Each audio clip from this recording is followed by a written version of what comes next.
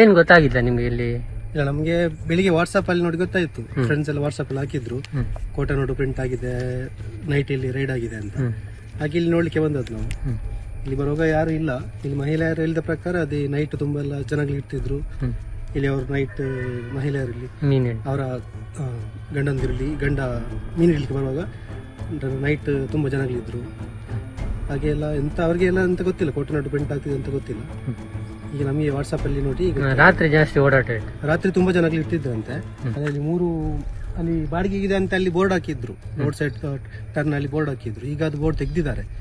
ಅದರಲ್ಲಿ 4ರಲ್ಲಿ ಸಹ ಇದ್ರೆ ಅಂತ ಅವ್ರ ಮಹಿಳೆಯರು ಇಲ್ಲಿ ಲೋಕಲ್ ಮಹಿಳೆಯರು ಹೇಳ್ತಾರೆ. ಅದರಲ್ಲಿ ಒಂದು ರೂಮಲ್ಲಿ ಲೋಕಲ್ ಮಿಷಿನ್ ಹಿಡಿಯುವವರು ಹೋಗುದಂತೆ, ಇಲ್ಲಿನ ತುಳು ಜನರು. ಮತ್ತೆ ಬೇರೆ ಇದರಲ್ಲಿ ಬೇರೆ ಕೇರಳದವರೆಲ್ಲ ಇದ್ರು ಅಂತ ಅವ್ರು ಹೇಳ್ತಿದ್ರು. ಅವ್ರು ಯಾರ ಜೊತೆ ಮಾತಾಡ್ತಿರ್ಲಿಲ್ಲ, ಈಗ ಅವರೇ ವ್ಯವಹಾರ ಮಾಡ್ತಿದ್ರು ಅಂತ. ನನ್ನ ಹೆಸರು ಪ್ರಶಾಂತ್ ಅಂತ, ಪದ್ಮಂಜ.